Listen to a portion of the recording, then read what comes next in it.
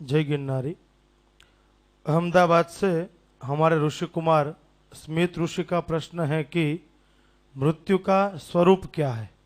शास्त्रों के अनुसार देखें तो हम सब अमृत की संतान है, अमृत के अंश है। अमृत पीने वाला भी नहीं मरता। तो जो अमृत स्वरूप हो, अमृत का अंश हो, अमृत की ही संतान हो, वहां मृत्यु का अस्तित्व ही कैसे हो सकता है।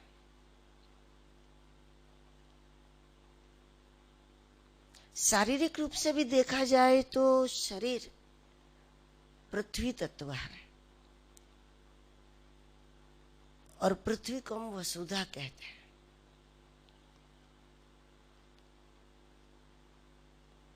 और पृथ्वी में कितनी विशेषताएं हैं, कितनी जड़ी बूटियां हैं, कई धातुओं की खदानें हैं इसमें। क्या नहीं है पृथ्वी में? अनेकानेक विशेषताएं, अनेकानेक चीजों का भंडार है पृथ्वी। अगर हमारा शरीर पृथ्वी तत्व है, उस पर भी अगर विचार किया जाए तो मनुष्य के अंदर कितनी विशेषता है, अनगिनत विशेषता है। तो ऐसे में मृत्यु कहाँ है? अमृत का अंश समाप्त कैसे हो सकता है? वास्तविकता यह है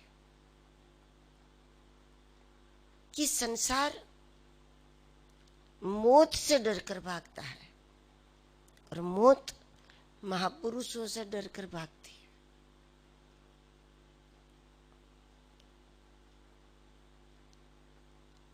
क्योंकि महापुरुष काल विजेता है, कालातीत हो जाते हैं। तो ऐसे में वैसे देखा जाए तो स्वाभाविक रूप से मनुष्य के लिए तो मृत्यु का कोई अस्तित्व नहीं है। हाँ, शरीर छोड़ना वो जो घटना है वो एक प्रक्रिया है, केवल प्रक्रिया, परिवर्तन की प्रक्रिया है। लेकिन जो शास्त्रों से विमुख है वो भगवान के रहस्यों को नहीं जानते। भगवान के रहस्य भगवान थोड़ी बताते, महापुरुष ही बताते। सत्संग बताता है, सदगुरु बताते हैं। और वास्तव में जिसने सत्संग को किया है, सत्संग को पिया है, वो इस सत्य को समझ लेते हैं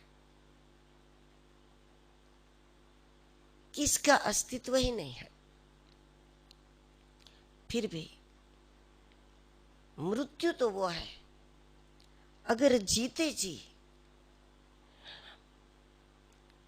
मनुष्य की गति अवरुद्ध हो जाए। शरीर जीवित है लेकिन निष्क्रियता आ गई। जीवित व्यक्ति अगर निष्क्रिय हो गया, यह मृत्यु है। और जीवित व्यक्ति में अगर सद्भावना समाप्त हो गई, वो महामृत्यु है।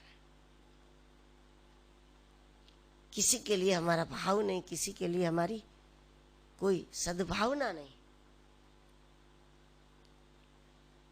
बड़ी बड़ी घटना दो व्यक्ति के बीच में, परिवार में, समाज में जो बड़ी हिंसक लड़ाई हो जाती है, इसका यही कारण है सद्भावना की समाप्ति। जब परिवार के प्रति हमारी सद्भावना समाप्त हो जाए तो अपने परिवार के साथ, भाई भाई के साथ, पिता पुत्र के साथ, पुत्र पिता के साथ, परिवार में भी दो व्यक्ति बड़े भयानक ढंग से एक दूसरे को समाप्त करने का प्रयास करने लगेंगे। वो उनको उसकी पीड़ा महसूस ही नहीं होगी एक दूसरे की, क्योंकि व्यक्ति तो जीवित है, सद्भावना मर गई। वो महामृत्यु है। और जीते जी अगर व्यक्ति बस यही तय कर लेता है कि अब मुझसे कुछ नहीं होता या फिर अब मुझे कुछ करने की जरूरत नहीं है, जब सांसें चल रही है और शरीर सक्रिय नहीं है, कुछ भी नहीं कर रहा है, अरे बिस्तर में पड़े पड़े भी व्यक्ति प्रेरणा दे सकता है, कईयों के कल्याण के लिए साधना कर सकता है, अनुष्ठान कर सकता है।